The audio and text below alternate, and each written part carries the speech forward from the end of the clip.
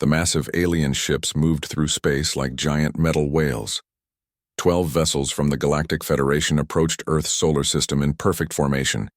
Each ship was 3 times larger than anything humans had ever built. Their hulls gleamed with strange metals and pulsed with lights that changed color every few seconds. Admiral Kethvar stood on the bridge of his flagship. He was tall and thin with gray skin that looked like tree bark. His forearms moved constantly as he checked different control panels. His large black eyes never blinked as he stared at the blue and green planet growing larger in front of them.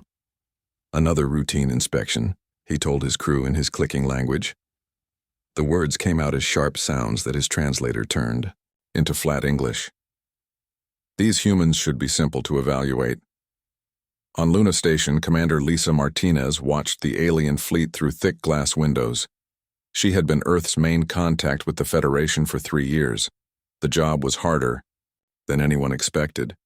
The aliens asked so many questions. They wanted to know about everything. "Ma'am," said Lieutenant Pete Wilson, walking up behind her. "The Federation Admiral wants another meeting. He keeps asking about our defense systems."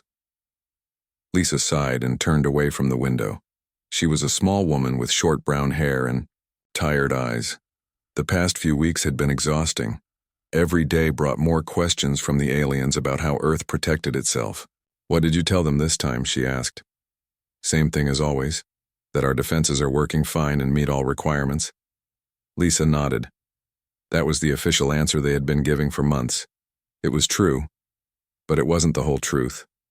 Earth's defenses were working perfectly. They just weren't the kind the Federation expected to see. Down on Earth, Captain Jake Morrison sat in his office deep underground. The Earth Defense Force headquarters was built inside a mountain in Colorado. No windows, no natural light, just endless corridors filled with people working on computers. Jake was reading reports from Luna Station when his secure phone rang, the red one that only rang for emergencies. "Morrison here. Jake, it's Lisa. The Federation is getting pushy. They want to see our weapon systems. All of them." Jake rubbed his forehead. He had been expecting this call. "How much time do we have?" "Maybe a week. They're talking about doing a full military assessment. That means they'll want to see everything. Missiles, ships, defense platforms, the works. And when they don't find any of that, they'll either think we're lying or that we're completely helpless." Jake looked at the photos on his desk. His wife and 2 kids smiled back at him from a frame next to his computer. They had no idea what their father really did for work. Nobody did. That was the point. "All right," he said. "I'll talk to the team. We might have to show them something." "Be careful, Jake. If they figure out what we really have, everything changes." The line went dead. Jake sat back in his chair and stared at the ceiling. 30 years of secrets. 30 years of building something the galaxy had never seen before. And now they might have to reveal it all because some aliens couldn't understand why Earth looked defenseless. Admiral Kethvar's ship docked with Luna Station 6 hours later. The alien walked through the airlock with 3 of his officers. They were all different species. One looked like a walking tree with too many eyes. Another had blue skin and tentacles instead of arms. The third was covered in scales and walked on 4 legs. Lisa met them in the main conference room. The space was designed to make aliens feel comfortable.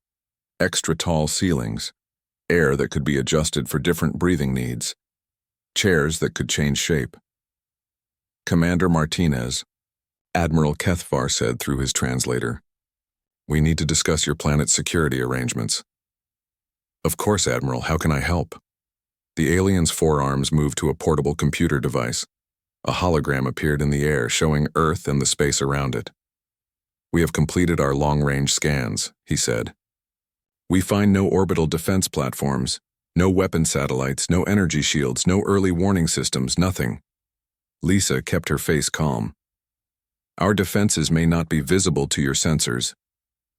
Commander, we have the most advanced military technology in the galaxy. If we cannot detect your defenses, they do not exist." One of the other aliens, the one with tentacles, spoke up. "Perhaps the humans hide their weapons on the planet's surface." "That would be inefficient," said the tree-like creature. "Surface weapons cannot protect against orbital bombardment." Admiral Kethavar's translator made a sound like clearing throat. Commander Martinez, we must be direct. Your world appears completely undefended. This violates Federation security requirements. All member worlds must maintain adequate defensive capabilities.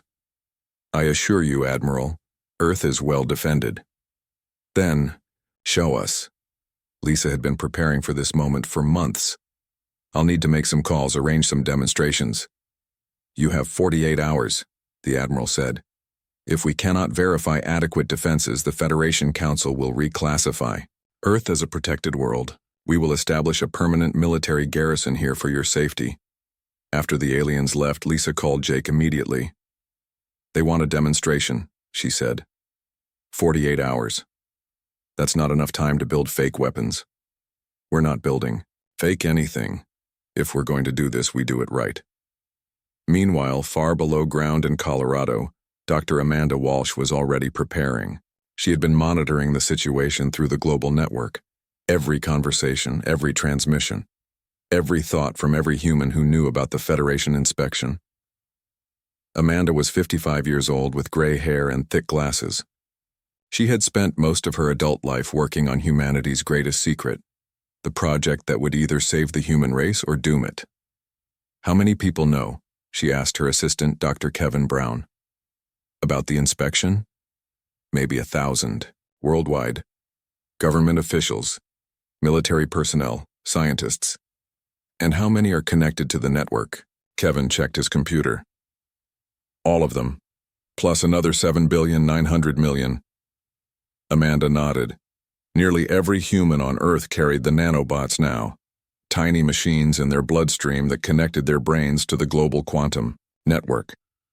Most people thought they were medical devices, helpful little robots that prevented disease and improved health. They were so much more than that. If we activate the network, Amanda said, there's no going back. The whole world will know what we've built. And if we don't? Amanda looked at the massive computers around her. Each one was connected to thousands of others around the world. Together they formed the most powerful processing system ever created. But the real power wasn't in the machines. It was in the minds they connected to. If we don't, we become a protected species. The Federation will treat us like children. We'll never be allowed to grow, never be allowed to explore, never be allowed to become what we're meant to be. Kevin was quiet for a moment. So we show them what 8 billion human minds can do when they work together? We show them what evolution looks like. Back on Luna Station, Lisa was having dinner alone in her quarters when the message came through on her personal communicator. It was a simple text that appeared directly in her mind, transmitted through the nanobots in her bloodstream. Demonstration approved. Prepare the Federation for something they've never seen before. Lisa smiled for the first time in weeks.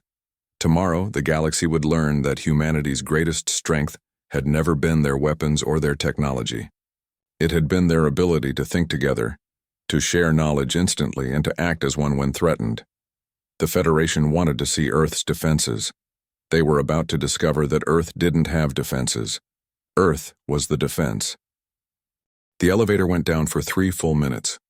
Dr. Amanda Walsh stood quietly as the numbers on the display kept getting bigger. Level 50, level 70, level 100. Finally, it stopped at level 125. The doors opened to reveal the most secret place on Earth. The Neural Defense Control Center was carved out of solid rock, deep under the Rocky Mountains. The room was huge, bigger than 10 football fields. Hundreds of people worked at computer stations that glowed with blue and green lights. Amanda walked through the center of the room. Giant screens covered the walls from floor to ceiling. Each screen showed different parts of the world: cities, oceans, forests, space stations, all connected by thin lines of light that pulsed like heartbeats. Status report, Amanda called out to her team. Dr. Kevin Brown looked up from his workstation. All systems running at 98% efficiency. Network stability is perfect.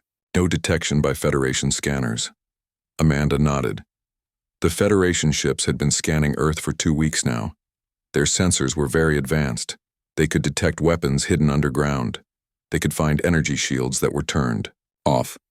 They could even spot tiny satellites that were trying to hide, but they couldn't detect what humanity had really built.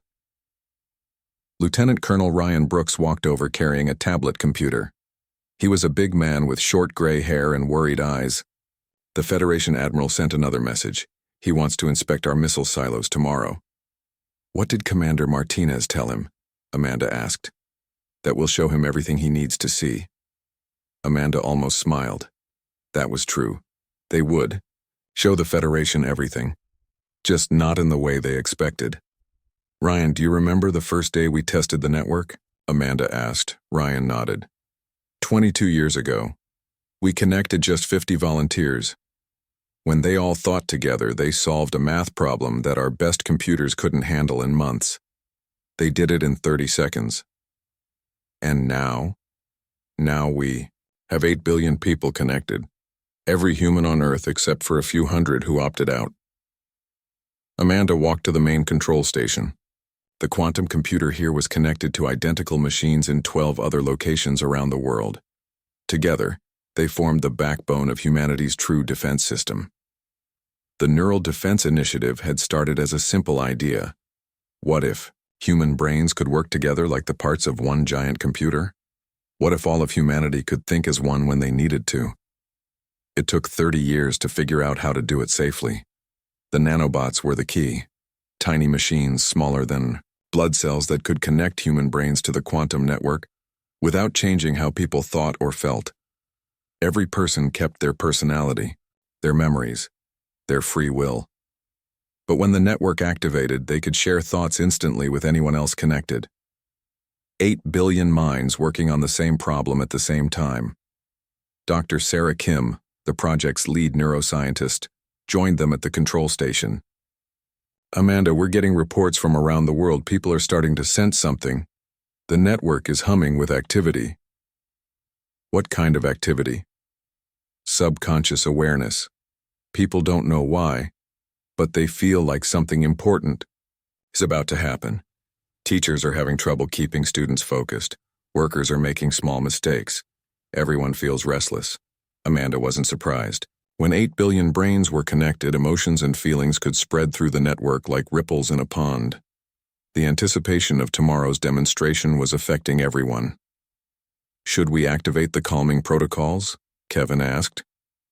No, Amanda said. Let them feel it. Tomorrow they'll understand why. On the other side of the world, Chen Wei was working late in his electronics shop in Beijing. He was repairing a broken television when he suddenly stopped. His hands moved to a different tool without him thinking about it. He started adjusting circuits in a pattern he had never learned but somehow knew perfectly. In London, teacher Mary Johnson was writing lesson plans when her hand started drawing diagrams on the paper.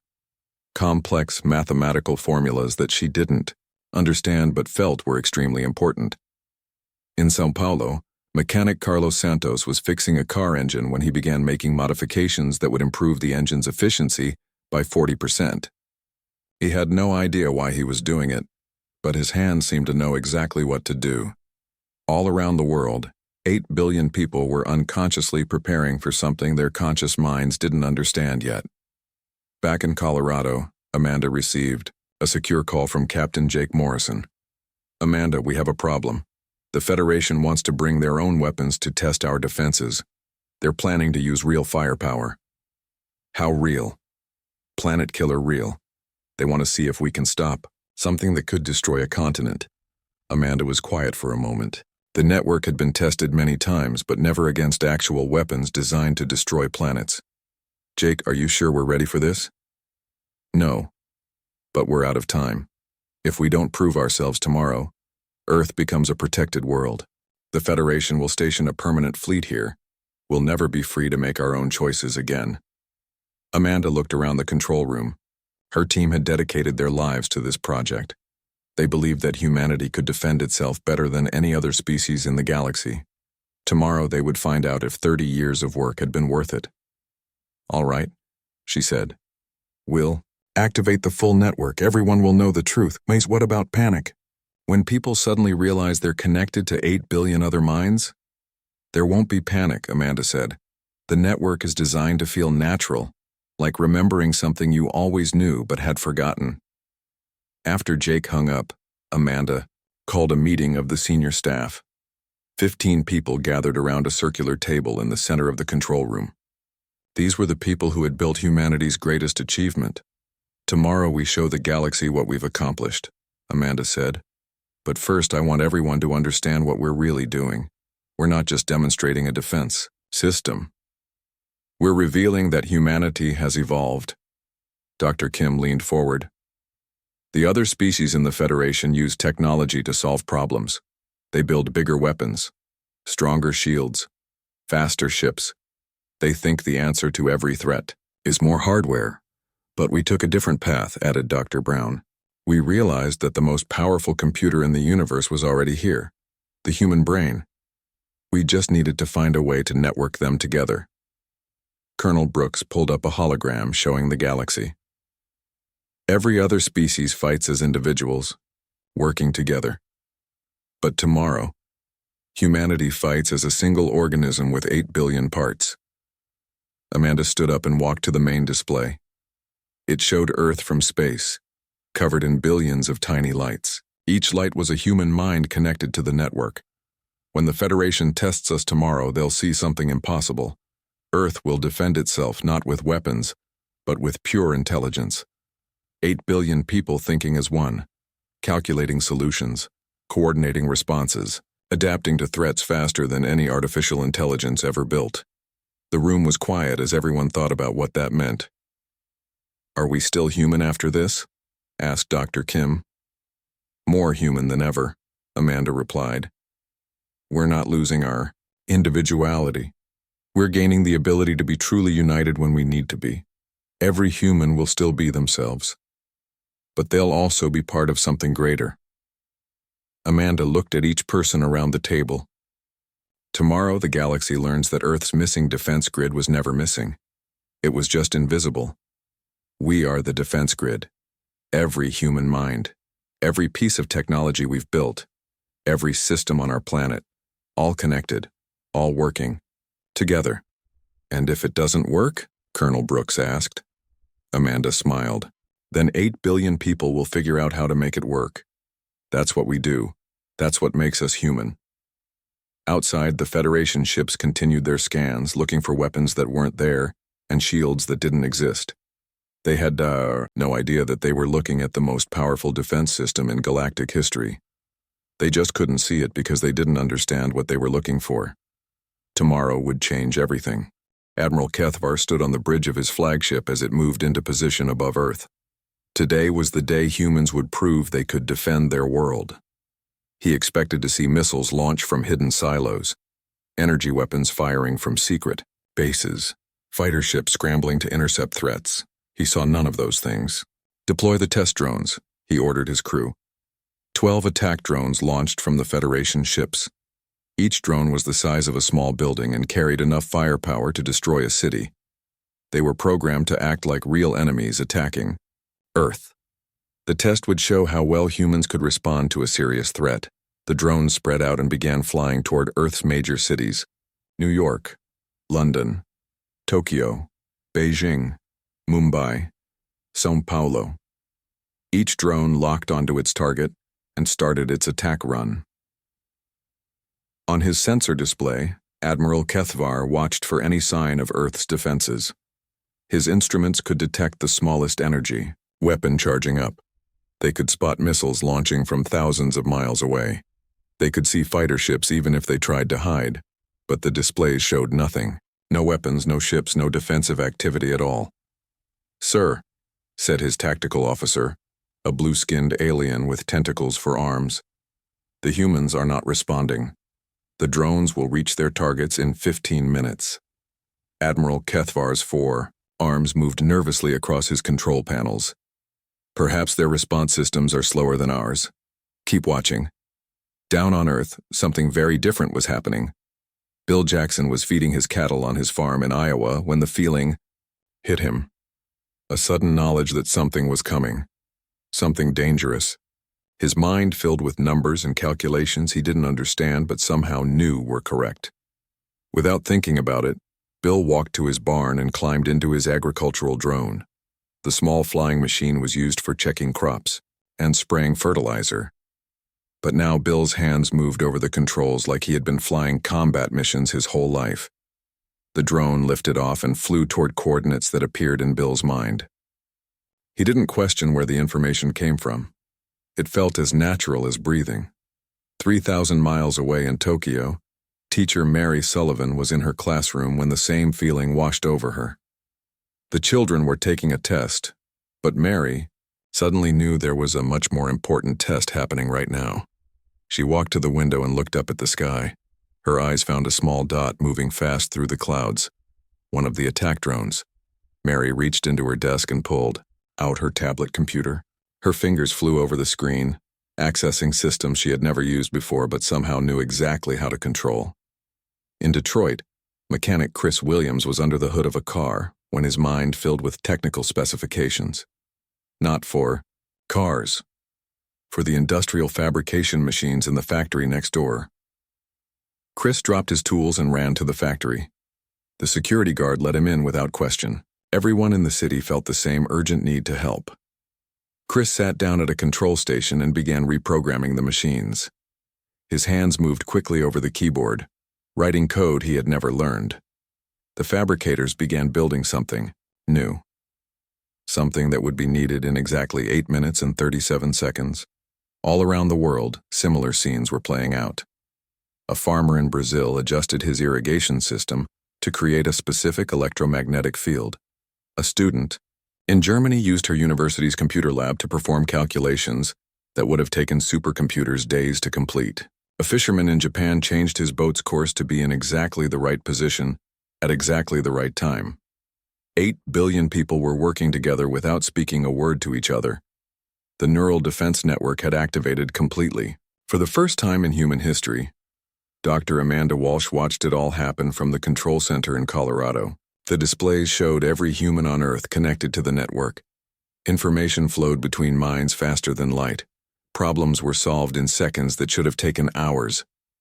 Network efficiency at 100%, reported Dr. Kevin Brown. All 8 billion nodes are active and responding. What about the Federation drones? Amanda asked. 12 targets identified and tracked. Solutions calculated. Countermeasures deploying now. Amanda looked at the main screen. It showed Earth from space with billions of tiny lights representing every connected human mind. Lines of light connected the dots, showing information flowing between people. The whole planet looked like a giant brain with neurons firing. Above Earth, Admiral Kethvar was getting worried. His drones were only 5 minutes from their targets and still no response from the humans.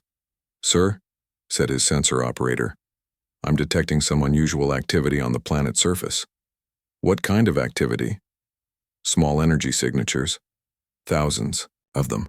All over the planet, but they're too weak to be weapons." Admiral Kethvar looked at his displays. The energy readings were indeed very small. Like someone turning on electronic devices or making small adjustments to machinery. Nothing that looked like a military response. "Continue the test," he ordered. But then something strange started happening to his drones. The first drone heading for New York City suddenly lost navigation. Its guidance system began receiving conflicting signals from multiple sources. Radio towers, cell phone networks, and even electronic billboards were all sending different directions. The drone's computer couldn't decide which signal to follow. Calmer. Second drone, approaching London, found its targeting system confused by unexpected weather.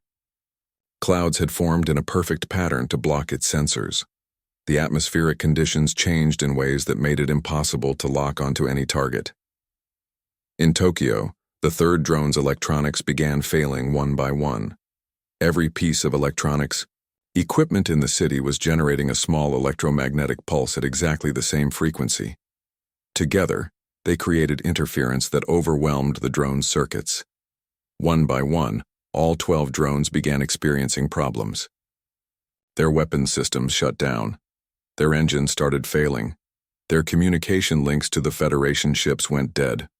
"Sir," the tactical officer reported with confusion in his voice, "all drones are experiencing systematic failure.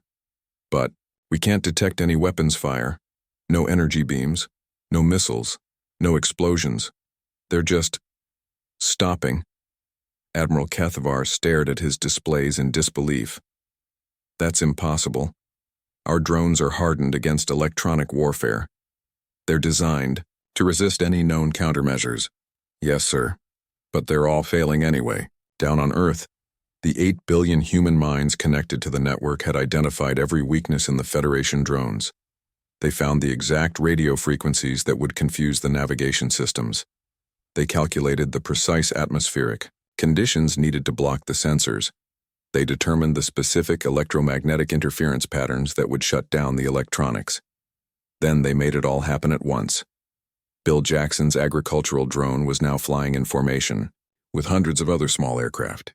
Together, they created a radio interference pattern that scrambled the first attack drone's guidance system. Mary Sullivan's tablet was connected to thousands of other devices throughout Tokyo. All of them were generating tiny electromagnetic pulses that added up to disable the third drone's electronics. Chris Williams' industrial fabricators had built thousands of small devices that were now being carried by delivery drones to precise locations around Detroit. Each device generated a specific frequency that contributed to the failure of the attack drone targeting his city. Every human on Earth was contributing something. A farmer adjusting his equipment, a student using her computer, a worker changing his machine settings. 8 billion small actions that combined into an unstoppable defense. Admiral Kethavar watched in amazement as all 12 of his attack drones fell out of the sky. They didn't explode. They weren't shot down.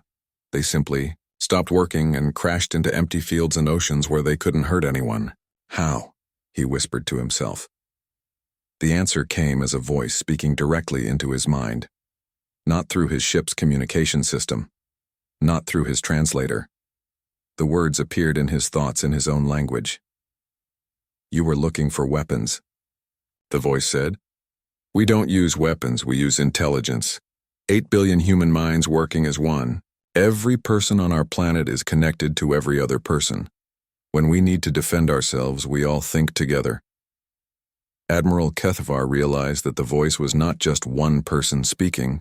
It was millions of voices at once. The entire human species talking to him simultaneously. Your test is complete, the voices continued. We have demonstrated our defensive capabilities. We can stop any threat through pure intelligence and coordination.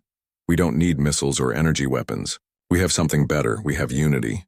Admiral Kethavar sat in his command chair, staring at the screens that showed the wreckage of his test drones scattered across Earth's surface. In 30 years of military service, he had never seen anything like what just happened.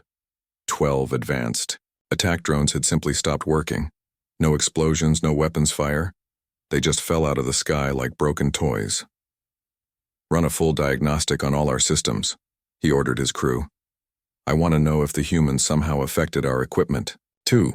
His science officer, a tall creature with 6 legs and crystal-like skin, worked at her station for several minutes. All our systems are functioning normally, Admiral. Whatever the humans did, it only affected the test drones. But that's impossible, said the tactical officer. Those drones were shielded against every known form of electronic warfare. They were designed to resist attacks from the most advanced civilizations in the galaxy. Admiral Kethavar's 4 arms moved nervously. Then how did a species that doesn't even have orbital defense platforms disable them so easily? The answer came from everywhere and nowhere at once. The voice spoke directly into the minds of every alien on every Federation ship. It wasn't transmitted through their communication systems. It wasn't picked up by their sensors. It simply appeared in their thoughts. Because we are not like other species, the voice said. It was calm and patient, like a teacher explaining something to students. You think in terms of ships and weapons and shields. We think in terms of minds and connections and unity. On Luna Station, Commander Lisa Martinez felt the network activate fully in her mind for the first time. Suddenly, she could sense every human on Earth. She could feel their thoughts, their emotions, their shared determination to protect their world. It was overwhelming and beautiful at the same time. She walked to the communication center and opened a channel to Admiral Kethavar's ship. But she wasn't just speaking for herself anymore. She was speaking for all of humanity. Admiral, she said, I think it's time we showed you what Earth's defense system really looks like. A hologram appeared on the bridge of Kethvar's flagship. But it wasn't just Lisa Martinez standing there. The image flickered and changed, showing different humans from around the world. A farmer from Iowa, a teacher from Tokyo, a mechanic from Detroit. Hundreds of faces all speaking with one voice. What you witnessed was not a trick or advanced technology, the collective human voice explained. It was evolution. 30 years ago, we realized that the greatest defense was not to build better weapons, but to become something that could not be defeated. Dr. Amanda Walsh's voice joined the transmission from deep underground in Colorado. Other species in the galaxy solve problems by building machines, bigger computers, stronger materials, more powerful weapons, but we took a different path. The hologram changed to show the inside of the Neural Defense Control Center.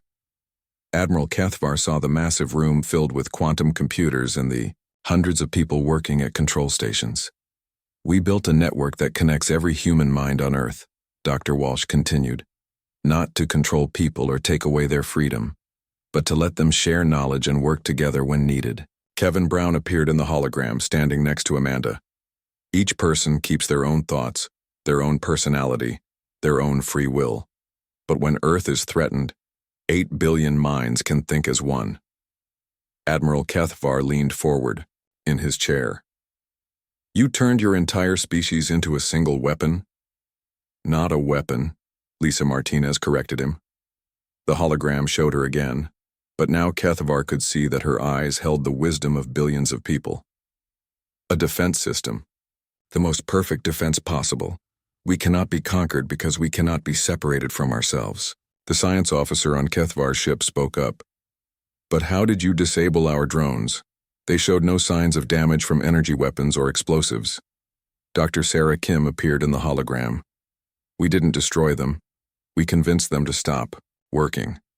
Your drones depend on electronic systems to navigate, target, and attack. We simply gave those systems conflicting information.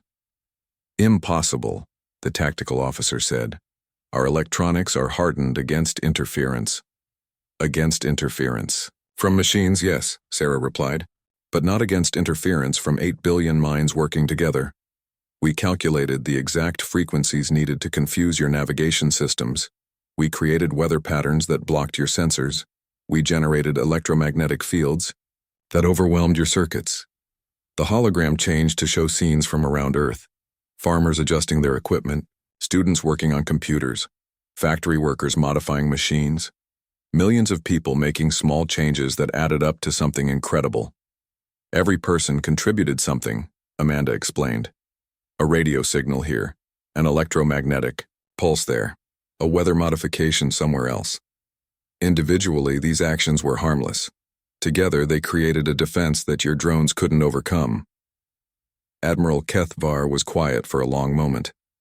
Then he asked the question that was bothering him most. Why show us this? Why reveal your greatest secret? Lisa Martinez smiled. And for a moment she looked like just one person again instead of the voice of humanity. Because hiding from the galaxy isn't the answer. We want to be part of the Federation. We want to explore space and meet new species and learn new things. But we want to do it as equals, not as a protected species that needs others to defend it. You're saying you don't need our protection? We're saying we can protect ourselves. And more than that, we can protect others too. The hologram expanded to show a view of Earth from space. But now the aliens could see what human sensors saw. Billions of points of light connected by streams of information. The entire planet glowing with the activity of connected minds. This is what Earth really looks like, Amanda said. Not a helpless world waiting to be conquered, but a living network of intelligence that can adapt to any threat and find a solution to any problem. Colonel Ryan Brooks joined the transmission. When your drones attacked our cities, 8 billion people instantly knew about the threat. They calculated thousands of possible responses in seconds. They chose the most efficient solution and executed it perfectly. And if the threat had been bigger, Admiral Kethvar asked. Then our response would have been bigger too, Amanda replied. If someone tried to destroy a continent, We could redirect their weapons using gravitational manipulation from every satellite and space station we have. If someone attacked from space, we could coordinate every piece of technology on Earth to create a planetary defense shield. If someone tried to destroy our whole world, Lisa added, 8 billion minds would find a way to save it. That's what we do. That's what makes us human. The aliens on the Federation ships sat in stunned silence. They were used to meeting species that had advanced technology or powerful weapons, but they had never encountered a species that had turned their entire population into a living defense system. There's something else you should know, Dr. Walsh said. The network doesn't just work for defense. It works for everything. When we have a scientific problem, 8 billion minds can work on it together. When we need to build something, 8 billion people can coordinate the construction. When we explore space, every human carries the knowledge and experience of our entire species. You've achieved perfect unity, Kethvar's science officer whispered. Not perfect, Lisa corrected. We still argue. We still disagree. We still have different opinions and different dreams. But when we need to work together, we can become something greater than the sum of our parts. Admiral Kethvar realized that everything he thought he knew about warfare and defense was wrong. The humans hadn't built a better weapon. They had made weapons unnecessary. They had evolved beyond the need for traditional military power. What happens now? He asked. Now you report back to the Federation Council, Amanda said. You tell them that Earth doesn't need protection because Earth cannot be conquered. You tell them that humanity is ready to be a full member of the galactic community. And if they don't believe us? Lisa smiled. Then 8 billion human minds will figure out how to convince them. The Federation Council chamber was the largest room Admiral Kethvar had ever seen. Representatives from 300 different worlds sat in circular rows that stretched up to the ceiling. Each species looked different. Some had scales, others had fur. Some breathed air, others needed special atmosphere suits. But they all had one thing in common today. They all wanted to understand what had happened at Earth. Admiral Kethvar stood at the center of the chamber with a holographic display floating beside him. For 3 days, he had been trying to explain what he witnessed. Most of the council members still didn't believe him. You're telling us, said Counselor Vashati, a tall being with purple skin and 3 eyes, that these humans turned their entire population into a single defensive weapon?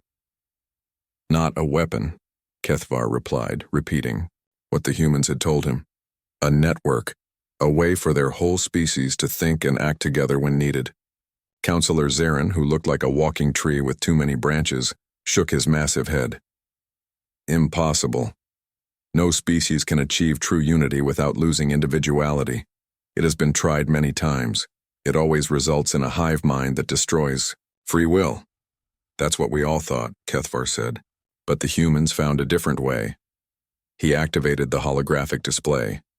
It showed Earth from space, covered in billions of tiny lights connected by streams of information. Each light represents one human mind, he explained. They stay connected to each other through microscopic machines in their bloodstream, but each person keeps their own thoughts, their own personality, their own choices. The council chamber erupted in discussions. Representatives whispered to each other in dozens of different languages. Some sounded excited, others sounded worried. Counselor Thekmu, a being made of what looked like living crystal, spoke up. Show us the recording of their demonstration. Again. Kethvar played the footage of his test drones being disabled. The council watched in silence as 12 advanced military drones simply stopped working and fell from the sky. No energy weapons, Thekmu observed. No explosions. No visible defenses of any kind. Because their defense isn't visible, Kethvar explained. It's in their minds. 8 billion people working together instantly. They calculated exactly how to disable our drones using nothing but intelligence and coordination. Counselor Vashati leaned forward. And they claim every human on their planet is part of this network? Almost every human. A few hundred chose not to join, and the network respects that choice. But over 8 billion people are connected. The discussion in the chamber grew louder. Some representatives were fascinated by the idea.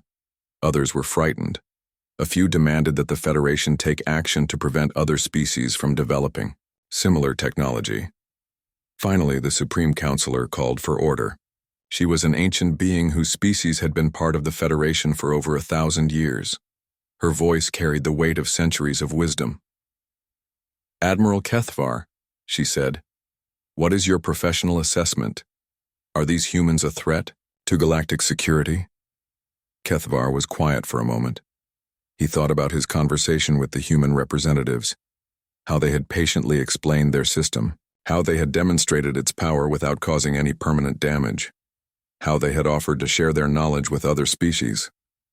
"No, Supreme Counselor," he said finally. "They are not a threat.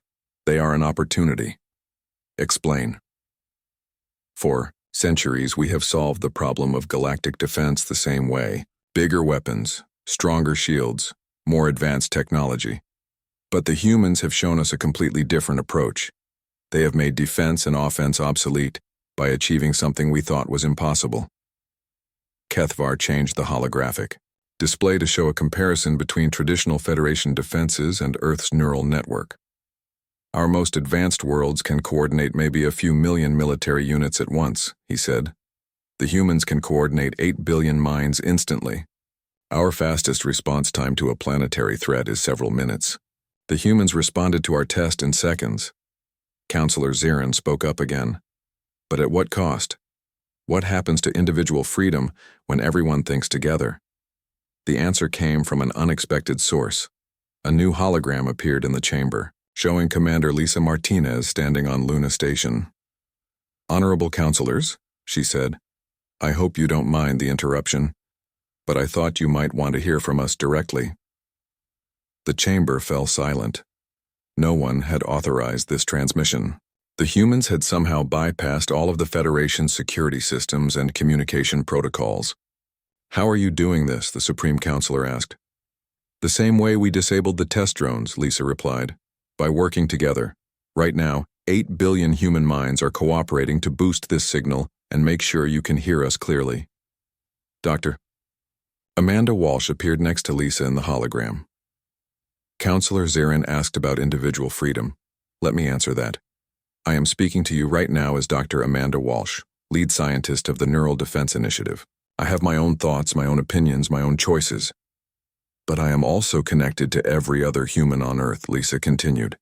I can feel their support, their knowledge, their collective wisdom. It doesn't take away who I am. It makes me more than I could be alone. A third figure appeared in the hologram. Captain Jake Morrison stepped forward. 3 hours ago, my daughter had a math problem she couldn't solve for her homework. Through the network, she instantly had access to the knowledge of every mathematician on Earth. She solved the problem in minutes and learned something new in the process. Yesterday, Amanda added, a farmer in Africa was dealing with a crop disease. Through the network, he connected with agricultural experts around the world. They solved his problem and prevented a food shortage that could have affected millions of people. The network doesn't control us, Lisa explained. It connects us. It lets us share knowledge, coordinate actions, and solve problems together. But each person decides for themselves how much they want to participate. The Supreme Counselor was fascinated. And you're saying any species could develop this technology? We're saying we want to share it, Amanda replied.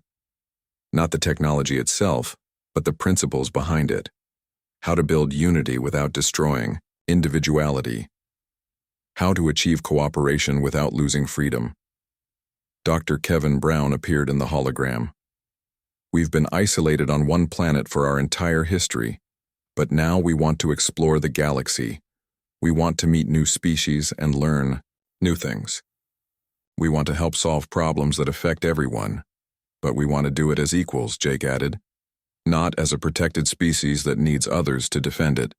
We've proven we can defend ourselves. Now we want to help others defend themselves too. The council chamber was completely quiet. 300 representatives from 300 worlds sat in stunned silence as they tried to understand what the humans were offering. Counselor Vashati finally spoke. You're proposing to change how the entire galaxy thinks about defense and cooperation. "We're proposing to show the galaxy that there's a better way," Lisa said. "Instead of building walls between species, we can build bridges. Instead of competing with each other, we can work together."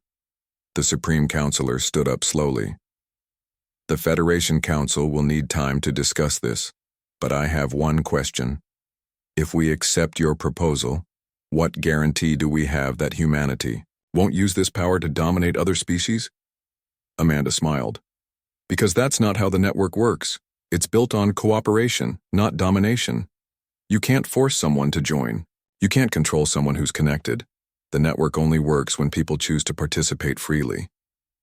"And besides," Lisa added, 8 billion human minds have better things to do than conquer the galaxy.